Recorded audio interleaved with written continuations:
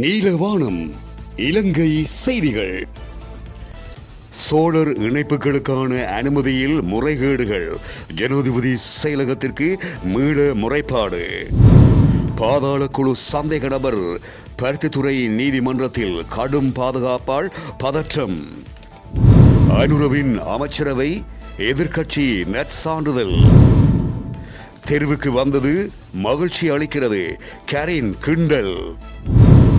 புதிய அரசுக்கு நாம் ஆதரவே நாமல் தெரிவிப்பு. தொடர்வென விரிவான செய்திகள்.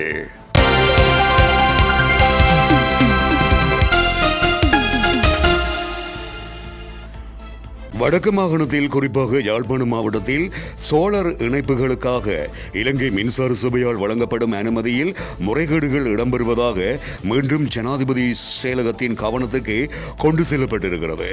சோழர் இணைப்புக்காக விண்ணப்பிப்பவர்களின் வரிசை ஒழுங்குக்கு முரணாக அனுமதிகள் வழங்கப்படுதல், கையூட்டுகளை பெற்றுக்கொள்ளல் மற்றும் அனுமதி வழங்கப்பட்ட பாவனையாளர்களுக்கு மீட்டர் பூட்டுவதில் வேண்டுமென்றே இழுத்தடிப்பு செய்தல் போன்ற குற்றச்சாட்டுகளை முன்வைத்து வடமராட்சி, தொண்டமனாறு, நெல்லியடி பகுதியை சேர்ந்த வாடிக்கையாளர்கள் 4 பேர் தனித்தனியான முறைப்பாடுகளை முன்வைத்துள்ளனர்.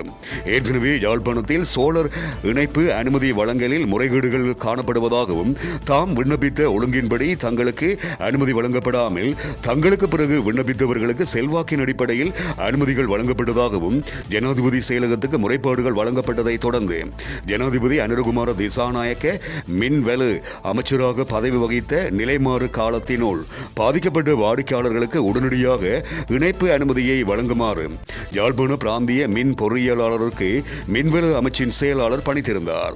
இப்போது தமது அனுமதி விண்ணப்பத்திற்கு அங்கீகாரம் வழங்குவதில் பாரபட்சம் காட்டப்படுவதாகவும், செல்வாக்கு மிக்க ஒரு சிலருக்கு மட்டும் அதிக அளவிலான வலுப்பாவனைக்கு அனுமதி வழங்கப்பட்டிருப்பதாகவும் நெல்லியடி பகுதியைச் சேர்ந்த மின் பாவனையாளர்கள் முறைப்பாடை அளித்திருக்கின்றார்கள்.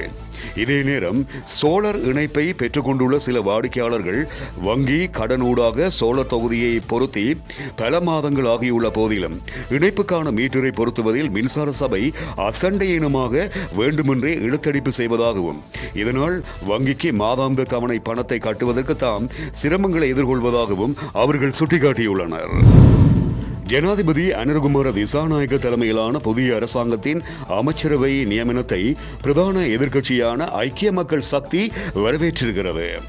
இது தொடர்பில் கருத்து வெளியிட்டிருக்கின்ற ஐக்கிய மக்கள் சக்தியின் நிறைவேற்று அதிகாரி சட்டத்தரணி அஜித் பி பெரேரா, எண்ணிக்கையில் குறைந்தளவானவர்கள் அமைச்சரவையில் இடம் பிடித்திருக்கின்றார்கள். இது வரவேற்கக்கூடிய விடயம். அதேபோன்று நிபுணத்துவம் மிக்கவர்கள் அமைச்சரவைக்கு உள்வாங்கப்பட்டிருக்கின்றார்கள். இதனையும் நாம் வரவேற்கின்றோம். நாடாளுமன்ற ஜனநாயகத்தை பாதுகாப்பதற்கு பிரதான எதிர்க்கட்சி என்கின்ற வகையில் நாம் முன்னின்று செயற்படுவோம். எண்ணிக்கையில் குறைவு என்கின்ற போதிலும் பொறுப்பை நிறைவேற்றுவதில் பலமான எதிரணியாக அரசியல் நடவடிக்கை அமையும் என்றும் அவர் குறிப்பிட்டிருக்கின்றார். பொதுத் தேர்தலில் தோற்று தெருவுக்கு வந்தது மகிழ்ச்சி அளிக்கிறது. பலமான நாடாளுமன்றம் அமைந்துள்ளதால் தெருவில் இருந்துதான் அரசியலை முன்னெடுக்க வேண்டும் என்று முன்னாள் அமைச்சர் கரின் பெர்னாண்டோ குறிப்பிட்டுள்ளார். பதுளை போலீசில் வாக்குமூலம் வழங்க சென்றிருந்த போது ஊடகங்களிடம் அவர் இவ்வாறு குறிப்பிட்டார். நவம்பர் 11ஆம் நாள் நாம் அணிந்திருந்த டி-ஷர்ட் தான் பிரச்சனையாகியுள்ளது. நான் அணிந்திருந்த டி-ஷர்ட்டில் சிலிண்டர் சின்னம் இருக்கவில்லை. இலக்கம் 10 மட்டும்தான் இருந்தது. அது மெர்சியின் டி-ஷர்ட். மெர்சியின் இலக்கம் 10 என்பது முழு உலகுக்கும் தெரியும். நாட்டில் 2 சட்டங்கள் தான் இன்னும் செயற்படுவது போல் தெரிகிறது. நாடாளுமன்றத்தில் அல்ல, தற்போது வீதியில் தான் அரசியல் உள்ளது. அந்த வகையில் வீதியில் இருந்து எமது பயணம் ஆரம்பமாகும் என்றும் அவர் மேலும் குறிப்பிட்டார். மக்கள் எதிர்பார்க்கும் மாற்றத்தை கொண்டுவர புதிய அரசாங்கம் ஒரு புதிய பாதையாக அமையும். இந்த புதிய அரசாங்கத்துடன் இணைந்து செயற்படுவதற்கு நாம் ஒருபோதும் மறுப்பு தெரிவிக்க மாட்டோம் என ஸ்ரீலங்கா பொதுஜன பெரமுனவின் தேசிய அமைப்பாளர் நாமல் ராஜபக்ச குறிப்பிட்டுள்ளார். அவர் மேலும் தெரிவிக்கையில், நாட்டில் நிலவும் பொருளாதார சமூக பிரச்சனைகளுக்கு தீர்வு காண இந்த மாபெரும் வெற்றியை பயன்படுத்துங்கள். அத்துடன் புதிய அரசாங்கத்தின் அனைத்து செயற்பாடுகளுக்கும் ஸ்ரீலங்கா பொதுஜன பெரமுன ஒத்துழைப்பு வழங்கும் எனவும் நாமல் ராஜபக்ச இவ்வாறு குறிப்பிட்டார்.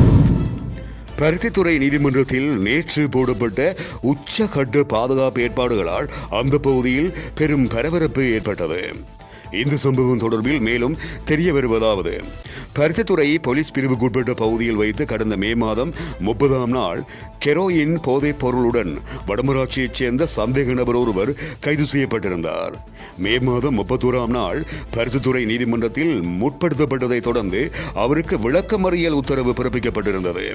இதனையடுத்து யாழ்ப்பாணம் சிறைச்சாலையில் தடுத்து வைக்கப்பட்டிருந்த காலத்தில் குறித்த சந்தேக நபர் தான் பாதாள உலக குழுவின் தலைவன் கஞ்சிப்பானை இம்ரானின் முன்னாள் சகா எனவும் அவருடன் ஏற்பட்ட கருத்து முரண்பாடு காரணமாக பிரிந்து போக்குடி கண்ணா என்பவருடன் இணைந்து செயற்பட்டு வந்ததாகவும், கஞ்சிப்பானை இம்ரானின் தந்தை மீது தாக்குதல் நடத்திவிட்டு தப்பித்து யாழ்ப்பாணத்தில் தலைமறைவாக இருந்ததாகவும் போலீசாரிடம் தெரிவித்துள்ளார். இந்த சம்பவங்களால் தனது உயிருக்கு ஆபத்து இருப்பதாகவும் அவர் போலீசாரிடம் கூறியிருந்தார். இதனையடுத்து விசேட அதிரடிப்படையினர் போலீசார் இணைந்து பலத்த பாதுகாப்புடன் சிறைச்சாலை வளாகத்தில் அவர் பருத்தித்துறை நீதிமன்றத்தில் நேற்று அழைத்து வரப்பட்டிருந்தார். பருத்தித்துறை நீதிமன்ற வளாகம் உள்ளிட்ட அண்மித்த பகுதிகள் விசேட பாதுகாப்பின் கீழ் கொண்டு வரப்பட்டிருந்தன. சந்தேக நபருக்கு விளக்கமறியல் நீடிக்கப்பட்டதை தொடர்ந்து அவர் கடும் பாதுகாப்புடன் மீண்டும் அழைத்துச் செல்லப்பட்டார். இத்துடன் நீலவானத்தின் இலங்கை செய்திகள் நிறைவடைகின்றன.